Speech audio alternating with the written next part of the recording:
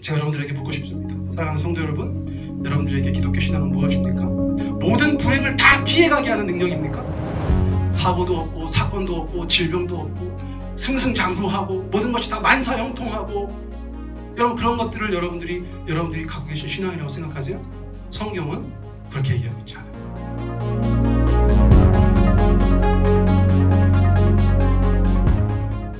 자, 오늘 누가복음 두 번째 시간입니다. 흠도 없고 복도 없는 이런 제목으로 누가복음 1장 5절로 7절 함께 나누겠습니다. 자, 본문 함께 읽습니다. 시작. 유대왕 헤롯 때에 아비야 반열에 제사장 한 사람이 있었으니 이름은 사가랴요, 그의 아내는 아론의 자손이니 이름은 엘리사벳이라. 이 두 사람이 하나님 앞에 의인이니 주의 모든 계명과 규례대로 흠이 없이 행하더라. 엘리사벳이 잉태를 못함으로 그들에게 자식이 없고 두 사람의 나이가 많더라. 아멘. 지난주에 누가복음 시작하면서는 1장 1절로 4절까지 말씀을 나눴습니다. 머릿말, 서론, 들어가는 말, 그런 것으로 이해할 수 있겠는데요. 그러니까 누가복음의 본격적인 이야기의 시작은 이제 5절부터라고 저희가 생각할 수가 있어요. 자, 그런데 5절도 그 처음은 어떻게 시작되는가? 여러분 그 노란 글씨 같이 한번 읽어볼까요? 시작. 유대왕 헤롯 때에. 누가복음의 이야기가 언제 시작되는가, 그 시대적인 배경을 이야기해 주는 것일 수도 있지만 또 중요한 정보를 담고 있다고 볼 수도 있어요. 자, 신약 성서에는 헤롯이 여러 명 나옵니다. 최소한 3명 정도를 여러분들께서 들어보셨을 확률이 높은데요. 그 중에 헤롯 대왕이라고 하는 사람이에요. 자, 누구라고요? 헤롯 대왕. 자, 헤롯 대왕은 그러면 어떤 사람인가? 제가 조금 설명드리려고 해요. 설교에서 중요한 내용이기 때문에. 자, 1번 같이 읽습니다. 시작. 아기 예수를 죽이려던 자. 자, 동방박사도 영접하고 또 예수님 죽이려고 2살 아래의 남자아이들을 다 학살했었던 그 왕이 바로 헤롯 대왕인데요. 예수님께서 공생의 기간 동안에 주로 상대하셨던 헤롯의 아버지입니다. 자, 예수님께서 상대하셨던 헤롯은 그 아들 헤롯 안티파스라는 사람이에요. 자, 그것을 여러분들께서 구분하실 수 있어야 돼요. 성경에서는 그냥 헤롯이라고 나오니까 저희가 헷갈릴 수가 있습니다. 자, 그런데 이 헤롯 대왕은 혼혈이에요, 혼혈. 유대 사회는 피가 굉장히 중요한 그런 사회이기 때문에 명목상의 유대인이었던 헤롯 대왕을 왕으로 인정하지 않았어요. 그러니까 인정을 받으려고 굉장히 인간적인 노력을 많이 했는데 그 중에 대표적인 게 뭐냐면 성전을 건축해 준 거예요. 유대인들을 위해서 성전을 건축해 주었어요. 자, 그러니까 그 성전의 이름이 무엇입니까? 헤롯 성전이 되는 것입니다. 예수님께서 제자들과 함께 돌 위에 돌 하나도 얘기했던 그 성전은 이름이 헤롯 성전인데, 헤롯 대왕이 시작하여서 끝내지는 못했던 그 아들 세대에서 겨우 끝냈던 그런 성전이라고 할 수 있어요. 자, 그런데 이 사람은 굉장히 친로마적인 사람이었어요. 이스라엘 땅이 식민지 시대였는데 왕이 친로마적이면 백성들은 좋아할까요? 좋아하지 않을까요? 좋아하지 않았겠죠. 자, 그런데다가 이스라엘 전체를 이렇게 로마화하려고 했어요. 도시나 여러 가지 것들을 로마화하려고 하니까 백성들이 좋아하지 않았습니다. 그런데 또 아이러니하게 지금 남아있는 것들은 다 헤롯 대왕이 이스라엘을 로마화하려고 했었던 흔적들이에요. 성지순례 가보면 다 헤롯 대왕의 유산들만 남아있어요. 그래서 예를 들면 도시 가이사랴, 로마의 황제 가이사에게 바치려고 했던 도시, 또 마사다 요새라는 지금 유명한 관광지인데 그런 요새도 남아있고, 또 예루살렘의 경기장이나 극장이나 이런 것들을 만들었대요. 지금은 흔적이 없지만 그런 여러 가지 토목 건축을 많이 했었던 그런 왕으로 역사에 기록되어져 있어요. 근데 인간적으로 보면 굉장히 엉망인 사람이에요. 그가 망상에 사로잡혔었고 또 굉장히 폭군적인 모습을 많이 보였는데, 자기의 왕위가 항상 불안하니까 그 왕위에 조금이라도 방해가 될 만한 사람은 다 제거하였어요. 역사상 그런 폭군들은 많이 있죠. 그래서 헤롯 대왕은 아내도 죽이고 아들들도 죽이고 처남과 삼촌 그리고 장모까지 살해하는 그런 폭군의 모습을 보였었습니다. 자, 그런 맥락에서 아기 예수님을 제거하려고 했었던, 그렇죠? 그래서 세속 역사와 성경이 이렇게 맞닥뜨려지는 현장이 바로 그 아기 학살 장면이죠. 자, 전체적인 평가는 권력을 굉장히 남용했어요. 또 토목 건축하려니까 세금 많이 걷어들이니까 좋은 소리 못 들었고, 제사장을 막 자기 마음대로 임명하고 성전을 통제하려고 했었고, 앞서 말씀드린 대로 이스라엘을 로마같이 바꾸려고 하니까 사람들이 너무 싫어했어요. 자, 그래서 헤롯 대왕이 죽을 때 사람들이 기뻐했습니다. 여러분, 우리가 그런 인생을 되지 말아야 될 줄 믿습니다. 여러분, 누가 먼저 갈지 모르겠지만 제가 가면 여러분 많이 슬퍼해 주시기 바라겠습니다. 여러분들 가실 때 저도 많이 슬퍼하겠습니다. 그런데 헤롯 대왕은 자기가 죽었을 때 아무도 울지 않을 거라는 걸 알았어요. 워낙 자기가 잘못한 게 많으니까. 그래서 어떻게 했는 줄 아세요? 자기가 죽기 직전에 유대 사람들이 존경하는 유대 지도자들을 죽였어요. 자기가 죽기 직전에. 어떤 일이 벌어졌을까요? 자기의 장례 기간 동안에 이스라엘 사람들이 울었어요. 자기 때문에 운 게 아니고 그 사람들 때문에 가슴 아파서 울었는데, 겉으로 볼 때는 헤롯의 장례 기간 동안에 이스라엘 전체가 슬픔에 빠져 있었고 또 눈물을 흘렸다. 참 이상한 사람이에요, 사실은. 그러니까 여러분, 누가복음의 시작이 유대왕 헤롯 때라는 말이 우리 가운데 가져다주는 무게감이 있는 것이에요. 무슨 말입니까? 나라 꼴이 말이 아닐 때, 또는 사는 게 너무 힘들고 어려울 때, 이렇게라도 저희가 이해할 수가 있다는 것이에요. 자, 그런데 하나님께서는 그런 시대에도 일하고 계신 하나님이신 것을 저희가 봅니다. 자, 그 약간의 반전, 그 소망의 말씀이 5절에서 이어지고 있어요. 자, 같이 한번 읽습니다. 시작. 아비야 반열에 제사장 한 사람이 있었으니 이름은 사가랴요. 나라는 이렇게 힘들고 살기는 너무 힘들고 자기를 다스리는 왕이 엄청 이상한 망상에 사로잡힌 왕인데, 그때 어떤 한 사람이 있었다는 거예요. 그 한 사람의 중요성, 그 한 사람을 통한 소망. 근데 그 사람은 제사장입니다. 제사장. 할렐루야. 네, 얼마나 감사합니까? 그런 시대에도 하나님께서 하나님의 사람들을 세워놓으셨어요. 근데 이 제사장은 어디에 속한 제사장인가? 어디에 속해 있대요? 아비야 반열. 되게 어려운 말이죠. 반열. 네, 조편성했다고 보시면 돼요. 어떤 반인, 어떤 그룹에 속해 있는 사람인데 그 그룹이 아비야 그룹이었어요. 자, 할아버지를 따라서 여러 할아버지들이 계셨는데 그 할아버지들의 이름을 따라서 제사를 섬기고 성전을 섬기는 그런 조편성이 되어져 있다고 보시면 되는 거예요. 자, 기록에 보면 그때 당시에 제사장들이 몇 명쯤 있었을까요?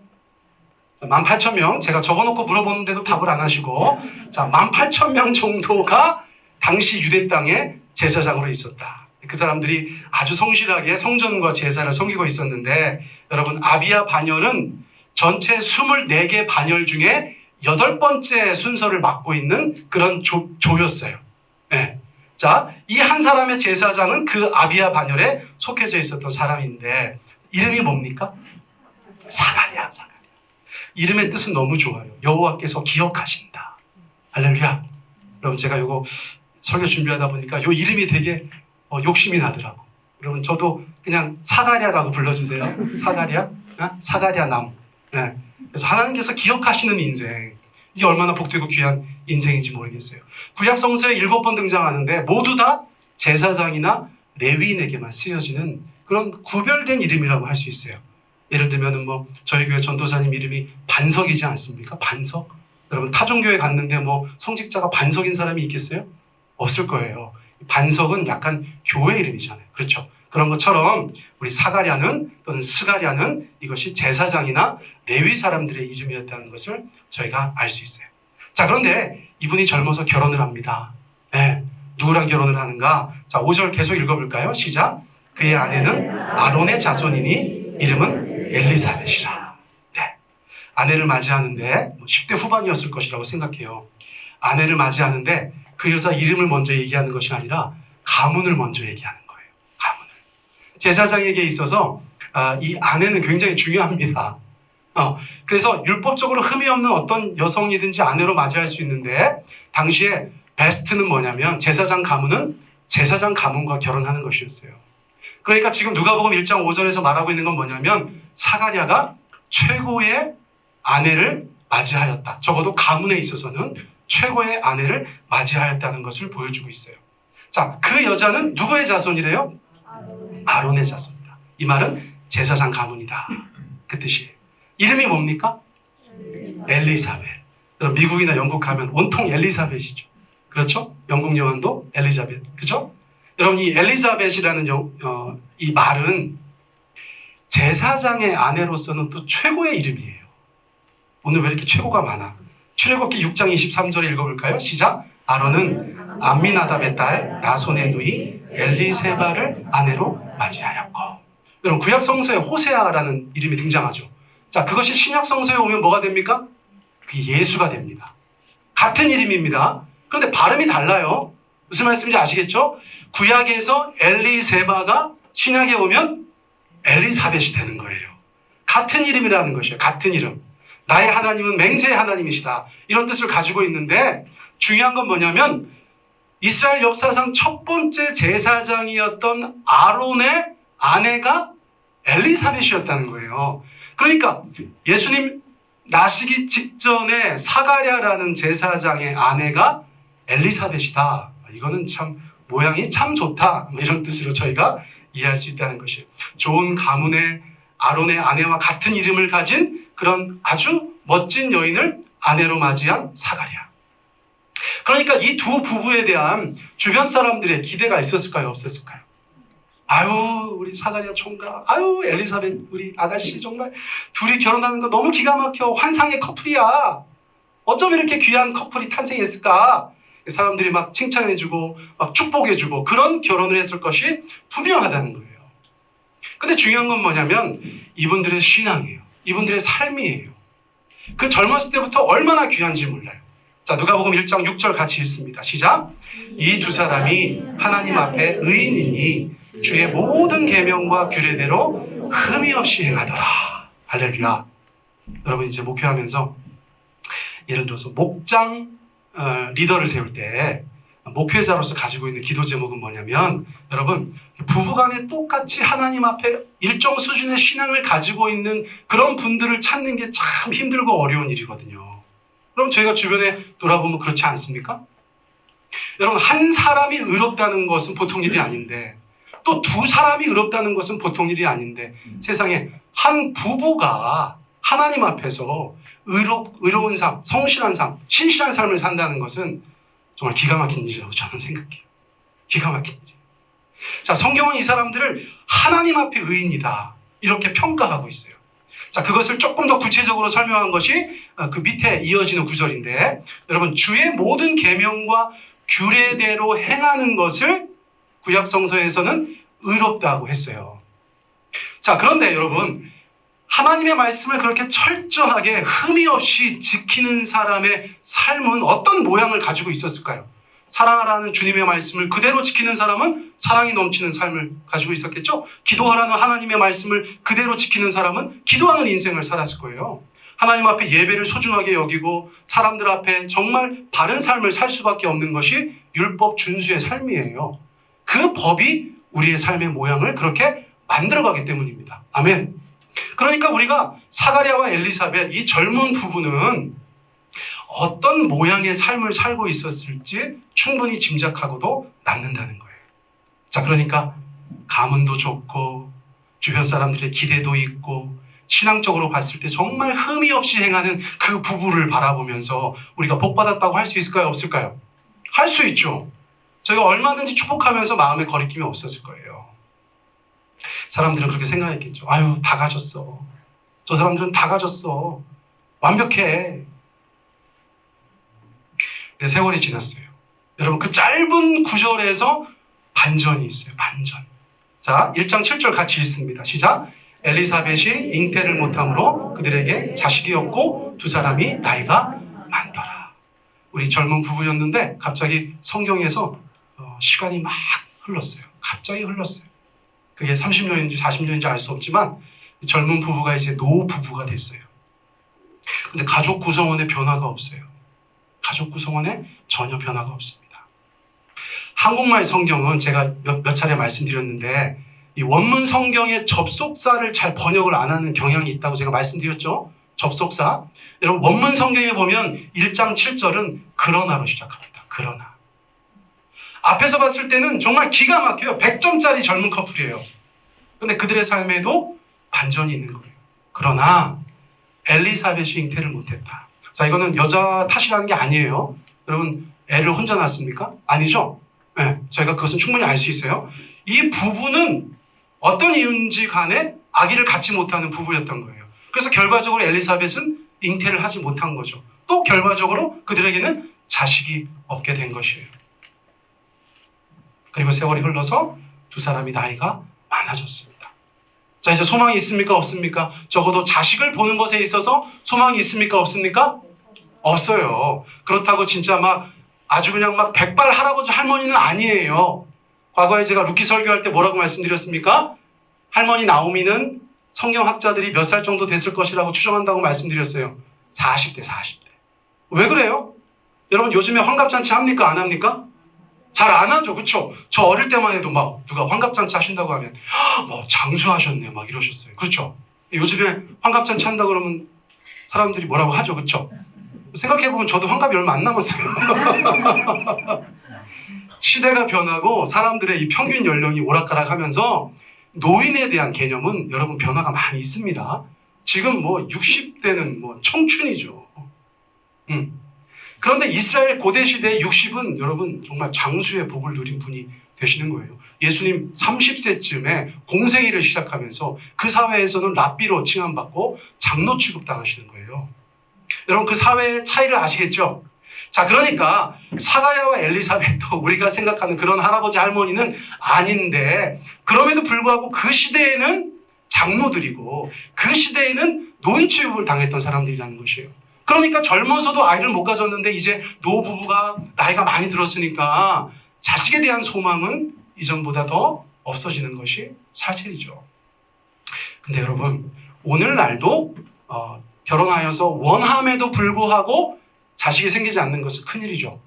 여러분 그것을 작은 일이라고 할 수 있으세요? 지난주인가요? 제 제자가 전화가 왔어요. 네, 결혼한 지 5년 됐는데 아기를 간절히 원했어요. 근데 5년 동안 자식이 생기지 않았어. 아이가 생기지 않았어. 그럼 그런 경우가 더 가슴 아픈 거잖아요. 그렇죠? 그런데 몇 차례 유산을 거듭하다가 이제 드디어 아이가 들어서서 안정기가 된 거예요. 안정기. 네, 그래서 목사한테 제일 먼저 전화했더라고요. 목사님, 저희 아내가 이제 드디어 안정기에 접어들었어요. 야, 왜 그동안 얘기 안 했어? 목사님 아시잖아요. 저희 유산 여러 번 해가지고 뭐 아기가 들어섰다고 하지만 말씀드릴 수 없었고요. 이제 안정기가 되니까 제가 말씀드리는 거예요. 목사님 기도해 주세요. 야, 그래. 내가 기도할 테니까 아기가 태명이 뭐냐? 태명이 뭐야? 그랬더니 목사님 딱풀이에요. 어째 애 이름을 태명이라고 해도 그렇게 줬어. 목사님, 저희 같은 부부들은 다 태명을 그렇게 줘요. 왜? 애가 엄마 뱃속에서 떨어지지 말고 딱 붙어 있으라고요. 딱풀이라고 줘요. 내가 몰랐다. 나는 그냥 순풍순풍 낳는 바람에 몰랐어. 그런데 듣고 나니까 그렇구나. 목사님, 딱풀이만 있는 게 아니에요. 이런 가정들은 태명을 찹쌀이, 젤리 뭐 다 그쪽으로 짓는다는 거예요. 듣고 나니까 너무 제가 마음이 짠했어요. 그래서 아무튼 축복한다, 축하한다. 목사님 기도할 테니까 우리 딱풀이 잘 키워라. 오늘날도 엄청난 일이에요, 이게. 그런데 2000년 전 이스라엘 땅에서 굉장히 종교적인 사회에서 여러분 자녀가 없다는 거 이건 굉장히 큰 일입니다. 자, 왜요? 사람들의 생각이 현대적이지 않아요. 우리 같지 않아요. 그 시대 사람들의 생각은 그 시대 사람들의 생각이거든요. 자, 더군다나 이스라엘 사람들은 어떤 믿음을 갖고 있었는가? 첫째, 자, 읽어보세요. 시작. 그렇죠. 태는 하나님이 주관하신다. 구약성서 보면 뭐라고 되어 있어요? 하나님께서 그 태를 닫으심에 또는 하나님께서 그 태를 여심해 뭐 이런 말씀들이 있잖아요. 그때마다 아이가 들어서고 안 들어서고 하니까 이스라엘 사람들은 하나님이 태를 주관하시는 분이셔. 자, 두 번째 어떤 믿음을 갖고 있었어요? 같이 읽습니다. 시작. 자녀는 하나님이 주시는 복이다. 시편에 그런 말씀이 있어요. 시편 127편 3절. 태의 열매는 하나님의 상급이다. 선물이다. 상급이다. 128편 4절에는 여호와를 경외하는 자는 이 같은 복을 얻으리로다. 자, 그런데 이게 심각한 건데요. 하나님께서 가끔 율법을 순종하지 않는 자들에게 그 징벌을 얘기하시면서 여러분 불임을 얘기하셨어요. 레위기 20장 같은 데 보면 그 죄를 담당하는 그 죄를 그들이 담당해서 뭐 자식 없이 죽게 될 것이다. 뭐 이런 것들. 자, 이런 성경 구절들 안에서 살고 있었던 고대 이스라엘 사람들이 자녀에 대한 인식은 뭐라고요? 하나님이 주관하시고 자녀는 하나님이 주시는 선물이니까 자녀가 없는 것은 벌 받는 거야. 이런 식으로 신앙을 형성하고 있었다는 것이에요. 자, 그러니까 사가랴와 엘리사벳은 어떤 오해를 많이 받았을까요? 저분들은 정말 좋은 제사장 가문의 그런 부부인데 어떻게 하나님께서 자식을 안 주셔? 선물도 못 받는 거지. 여호와를 경외하지 않나 봐. 왜 그런 복을 못 얻어? 불임은 하나님의 징벌의 가능성도 있다고 했는데 저분들 우리가 모르는 무슨 죄진 거 아니야? 여러분, 미성숙한 사람들이 그런 생각들을 가지고 그들을 바라보고 말했을 확률이 굉장히 높다는 거예요.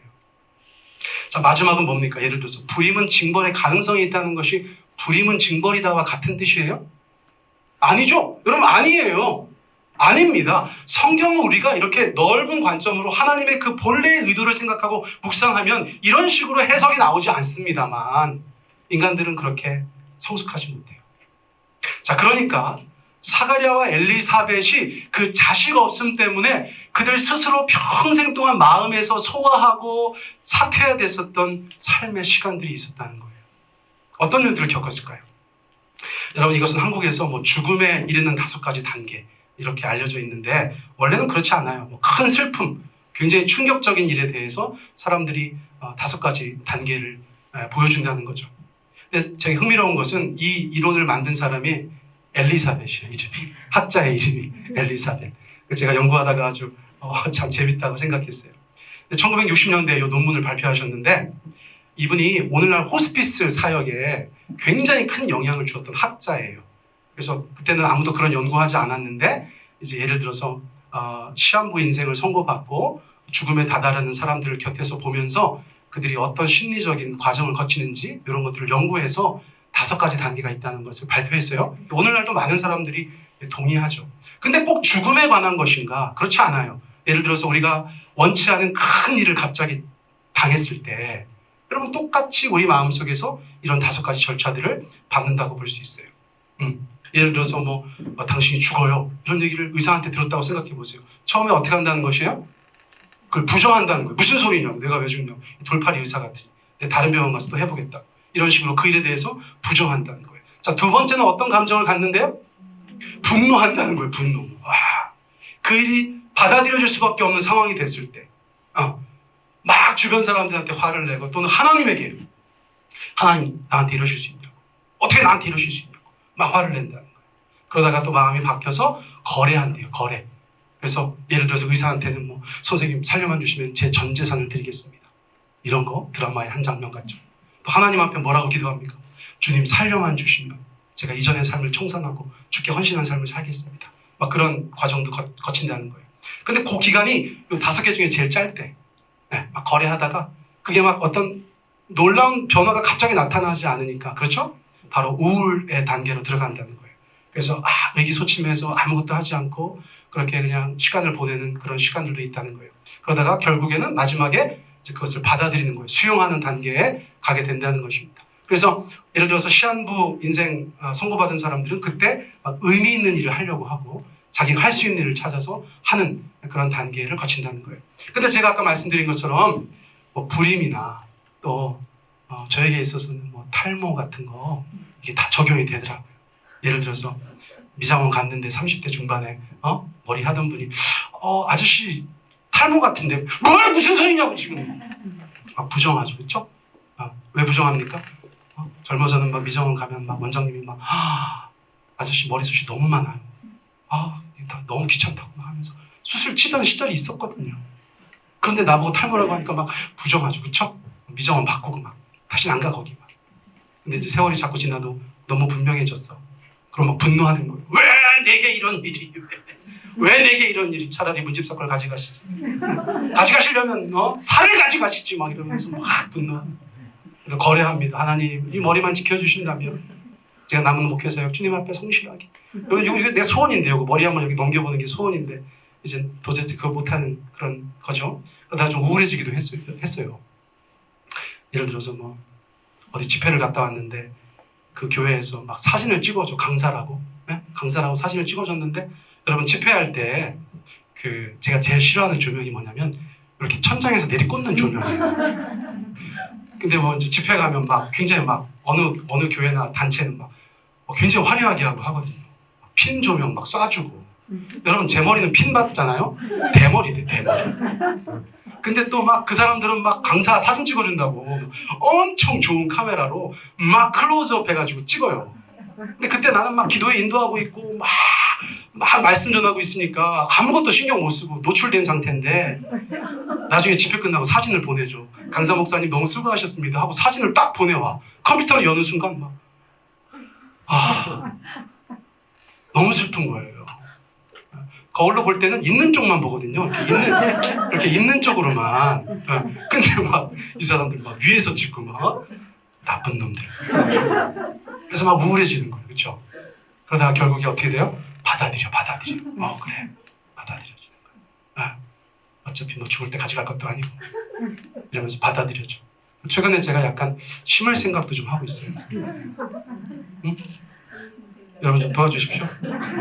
제가 나중에 여기 심어가지고 뭐 너무 젊잖아요. 아직 그죠? 만으로 아직 40대거든요. 아직은 좀 너무 스타일을 포기하기에 이른 것 같아. 이 쓸데없는 시간을 이렇게 보내고 있네. 네. 그래서 여러분 사가랴나 엘리사벳도 마찬가지라는 거예요. 누가 그런 삶을 희망했겠어요? 그러니까 이 어려운 시간들을 다 보내는 거 그럴 리가 없어. 왜 우리가 아기가 없어? 계속 노력하고 시도하고 그러다가 어느 순간 막 5년, 10년 지나면 막 화가 나는 거죠. 그렇죠? 똑같은 사람이니까요. 주변 사람들한테 서로에 대해서 하나님에게 그러다가 막 거래하고 우울하기도 하다가 결국에는 수용한 세월이 한평생이라는 거예요. 근데 여러분 엘리사벳이 나중에 아기를 갖게 돼요. 할렐루야! 하나님께서 그를 통해서 침례 요한을 주시는 거예요. 그런데 아기를 갖자마자 뭐라고 고백했는 줄 아세요? 여러분 1장 25절의 말씀입니다. 같이 한번 읽습니다. 시작! 주님께서 나를 돌아보셔서 사람들에게 당하는 내 부끄러움을 없이 해주시던 날에. 여러분 이 나이가 지긋한 엘리사벳이 이제 아이를 갖게 됐을 때 첫 번째 고백이 뭐냐면 주님께서 나를 돌아보셨다. 그러면서 가장 힘들고 어려웠던 걸 고백했겠죠? 별거 아니고 고백한 거 아니겠죠? 가장 힘들고 어려운 걸 고백하면서 뭐라고 했어요? 사람들에게 당하는 내 부끄러움이라고 얘기했어요. 근데 여기서 부끄러움이라고 번역한 단어가 헬라어로 오네이도스라는 단어예요. 오네이도스. 요거 제가 성경 사전 딱 펼쳐보고서 어떻게 번역됐는가 쭉 봤더니 이렇게 번역됐어요. 제가 같이 읽어볼게요, 여러분. 시작. 수치, 창피, 불명예, 나쁜 소문, 욕, 책망, 비난, 치욕. 여러분 이 단어는 한국말로 번역될 때 이렇게 번역될 수 있는 단어예요. 어떤 의미인지 좀 풍성해지시죠? 엘리사벳은 제사장 가문의 여자로서 사가랴라는 제사장한테 시집가서 거기 가서 애를 낳지 못해가지고요. 한평생 어떤 일을 겪었냐면 수치를 당한 거예요. 창피를 당한 거예요. 불명예를 당한 거예요. 나쁜 소문에 시달렸어요. 온갖 욕을 먹었어요. 책망을 받았어요. 사람들한테 막 비난받았어요. 그래서 그것을 한마디로 뭐라고 표현할 수 있어요? 아주 치욕적인 시간들을 보낸 거예요. 그가 뭐 잘못한 것도 없어요. 그런데 그 사회가, 그 시대가 이 사가랴와 엘리사벳, 그 중에서도 엘리사벳에 대해서 오네이도스하는 그런 시절을 보냈다는 거예요. 여러분 이게 얼마나 잔인한지 몰라요. 오늘날 또 예를 들어서 뭐 교회에서, 저희 교회는 그런 분이 없어서 저는 너무 행복하고 좋습니다만 뭐 좀 한다는 분들 중에서 뭐 그렇게 인생 다 알아. 그 자기가 다 인생을 해석해. 누가 무슨 일 겪었어? 야 그거 왜 그런 줄 알아? 이것 때문에 그래. 야 그 사람이 이런 일을 겪었대. 야 그 집은 왜 그래? 난 알아. 그 집이야. 여러분들이 다 아세요? 그 모든 일의 그 행과 불행의 원인을 여러분들이 다 아세요? 과거에도 그런 사람들이 있었다는 거예요. 요한복음 9장은 제가 지지난주에 말씀드렸던 실로암 못에 가서 여러분 눈을 씻고 밝은 눈으로 돌아왔다. 그 사람 얘기예요. 근데 여러분 그 사람 앞에서 제자들이 뭐라고 했는 줄 아세요?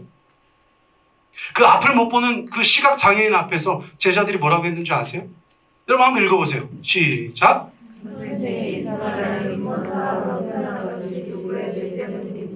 이 사람의 죄입니까? 부모의 죄입니까? 자, 보세요.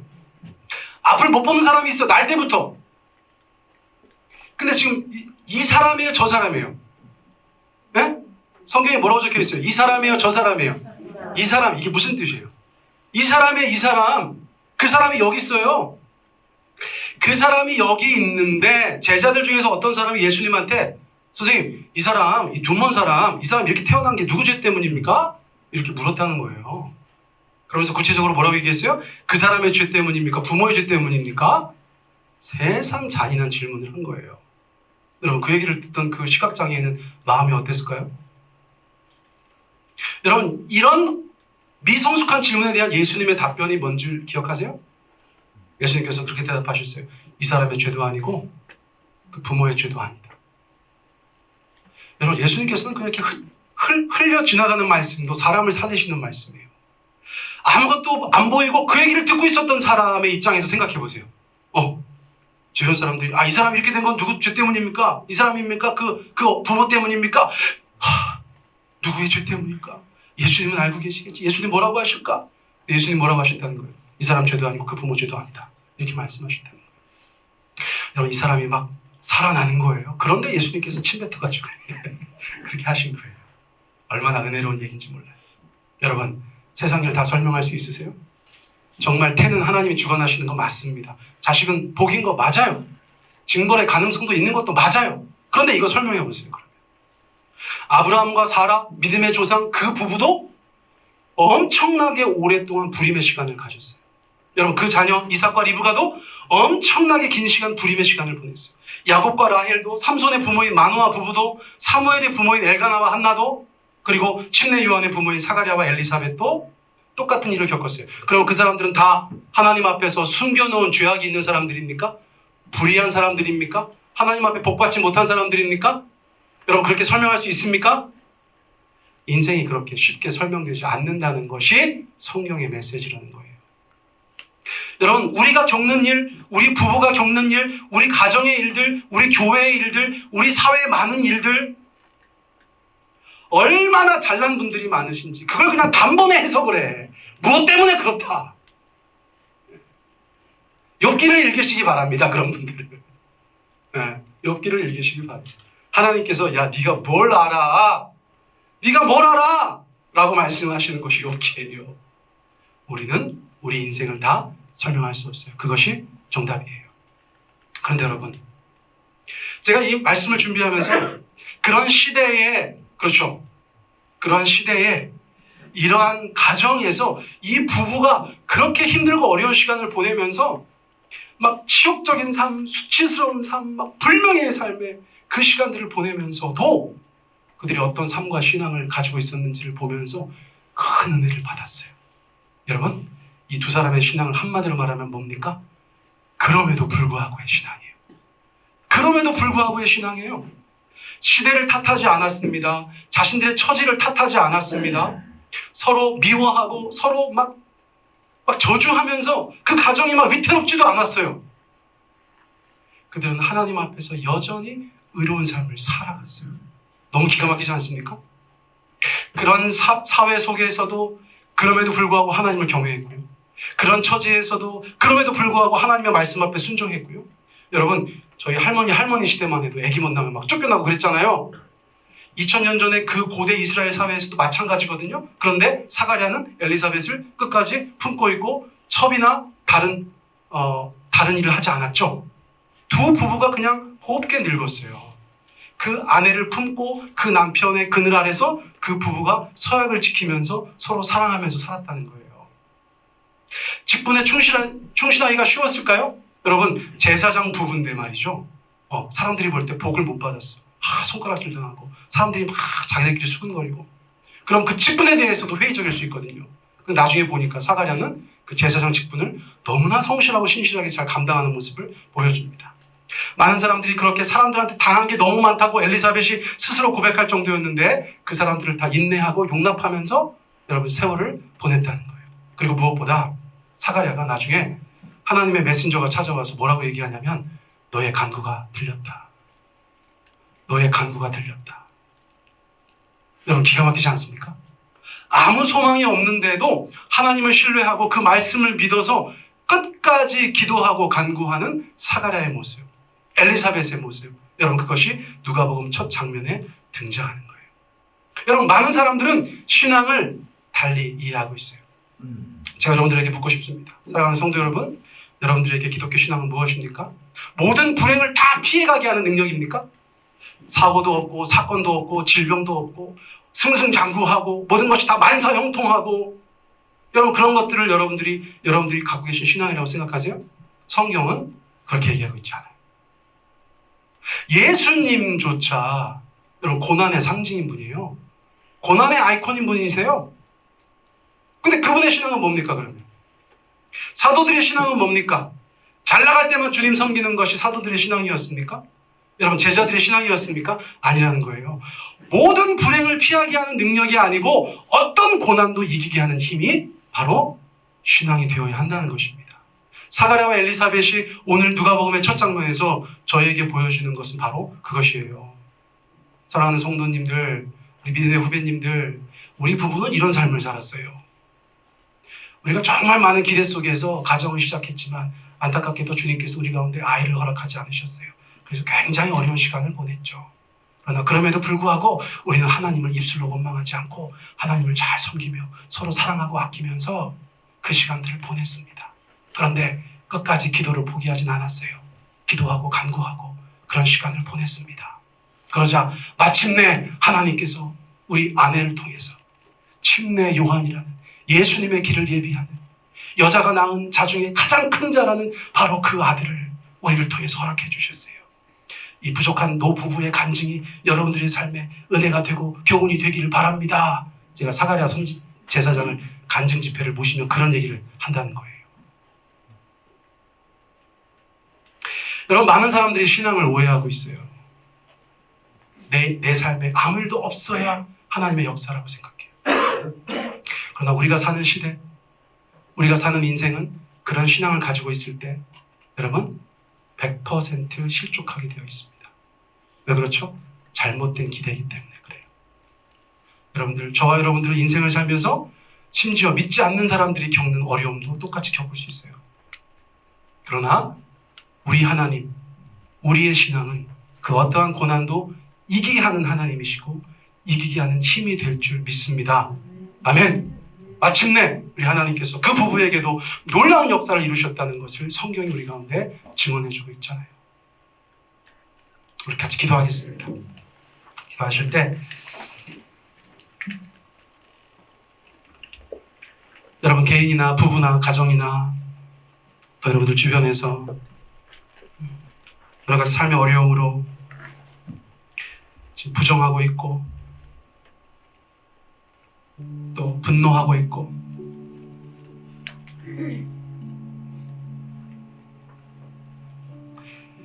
거래하고 있고 우울해하고 있고 결국에서 그것을 수용하였지만 여전히 그들의 마음속에 큰 상실감 속에 있는 자들이 있으십니까? 간절히 바라기는 그럼에도 불구하고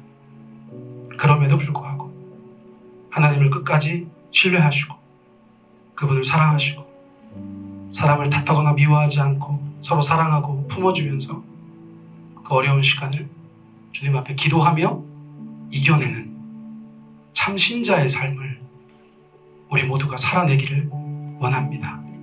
이 시간 나에게 그런 기도가 필요하다면 나를 위해서, 우리 부부에게 그런 기도 제목이 필요하다면 우리 부부를 위해서, 우리 가정의 누군가, 우리 주변에 사랑하는 지체들 중에 누군가, 이웃 중에 누군가 그런 기도 제목이 필요하다면 여러분 그들을 위해서 중보하는 그런 시간 갖기를 원합니다. 우리 한 3, 4분 정도 여러분 믿음으로 사랑으로 크게 하지 않으셔도 돼요. 하지만 믿음으로 사랑으로 우리 그 영혼을 위해서 이 시간 함께 기도하고 주여 그들에게 참 신앙을 주십시오.